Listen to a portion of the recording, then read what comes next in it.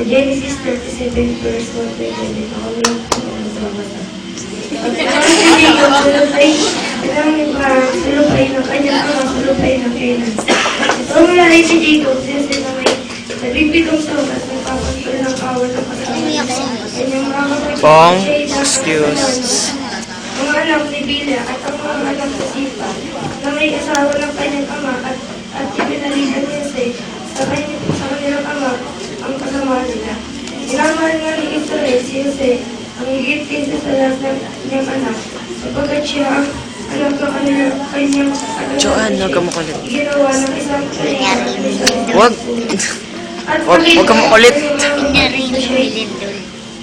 Hana, pagsabihan mo nga. Ang higit kaysa sa lahat ng kapatid. At siya'y kinabukasan at hindi nila magsalita siya ng payagan. At nalaginip si Joseph ng isang panaginip at isinisay sa kanya mga kapatid at dahil pang ilang pinakauutan siya. At sinabi niya sa kanila, pakinggan ninyo, ipinamamagay ko po sa inyo, ito ang panaginip ng akin na pag-ibig.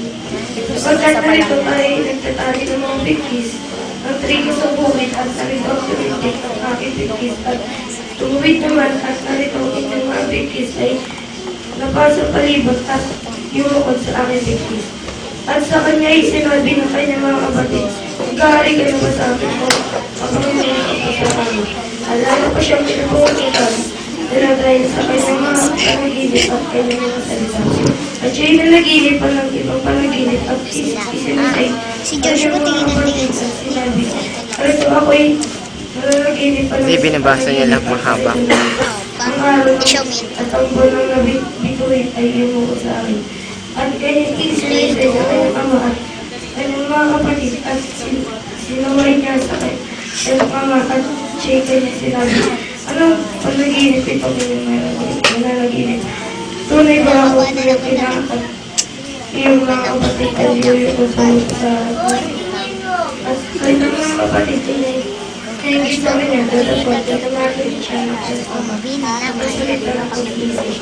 Unang punto, favored by Jacob. Si Joseph ay anak ni Jacob, pangalawa sa bunso, at siyang paborito ni Jacob. Makikita po natin sa Genesis 37 verse 3. At dapat maging matapat po tayo sa lahat ng bagay. Kaya po ni Joseph, maging sa ating mga magulang, teacher, kaibigan, at higit sa lahat sa ating Panginoong Jesus. Pangalawang punto, favored by God. Di ba po si Joseph ay masaya sa lahat ng bagay? Kaya ang Panginoon ay sumasunod sa lahat ng kanyang ginagawa. Pinagpapala siya, iningatan siya, at pinagdadal siya ng Panginoon. Sana maging ganun din po tayo tayo. Magbabasa po namin sa Genesis.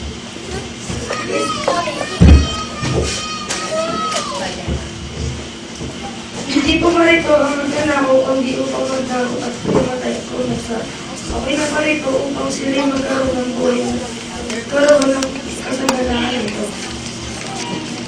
Nagbibigay ng kasaganahan ng buhay sa mga tanong situwal at nagmamasahan niya.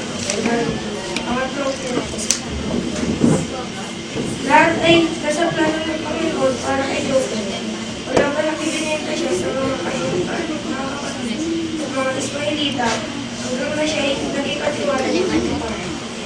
Yung time na napunta siya sa Egypt, maraming pagsubok ang dumating sa buhay niya hanggang na siya ay nakakulong. Tinatawag siya ni Pero upang bigyang paulugan ang paglilipan nito.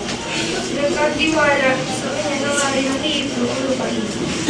Dumating na taguto, itong masagana, Kaya mo kulit. ang pasagyan sa kainan. Pumunta ang kapatid niya roon para bumili ng pagkain at doon sila nakita. Pinutuloy niya at tatay niya at doon sila nagsama. Mga kapatid, yung unity po ay parang masisunan. May pagkakain sa bawat isa at may pagkakuluhan. Kung walang teamwork, walang mangyayari.